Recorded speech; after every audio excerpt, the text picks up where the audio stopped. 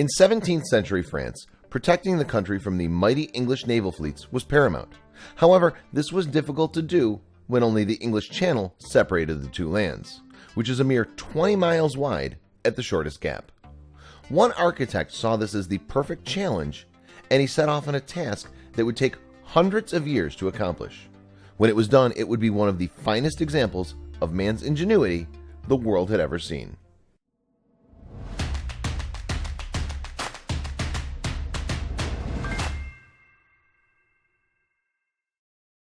If you were to look at the ocean between Ile d'Ye and Ile d'Oléron in France, you might just spot something that appears to be a very small floating castle. However, if you look a little bit closer, you'll see the truth. This small island castle is actually an ancient structure called Fort Boyard. Originally designed to guard and protect Charenton and the harbor of Rochefort in France during the 17th century, it's quite the marvel. When it was first built, the idea was that Fort Boyard would be a base for the French army under Louis XIV.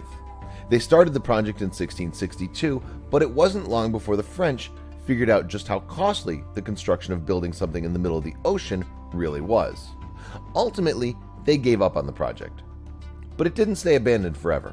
The king's architect, known simply as Vauban, famously said that building Fort Boyard would be close to impossible.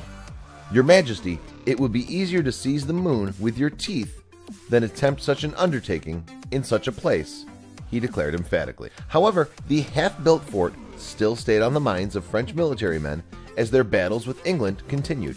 Finally, in 1801, Napoleon Bonaparte resumed the project, sure that Fort Boyard would be incredibly useful. Unfortunately, construction stopped about 8 years later, in 1809, because of the ever-present difficulties in building an artificial island that could support the entire structure.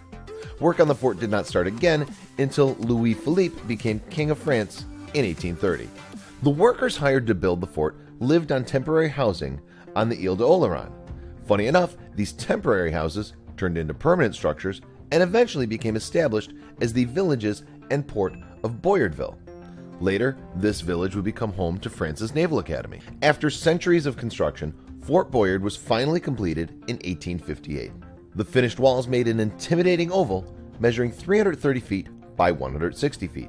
The ground floor of the fort was made up of a sleeping quarters and food storage, while the upper levels were designed for storing guns and cannons. While the fort might have looked relatively small sitting out in the sea, it could actually comfortably accommodate up to 250 men.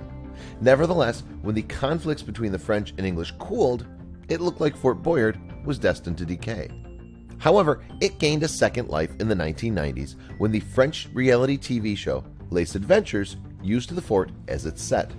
Given that it was a survivor-style show about completing challenges and physical endurance tests, this isolated historical fort was the perfect location.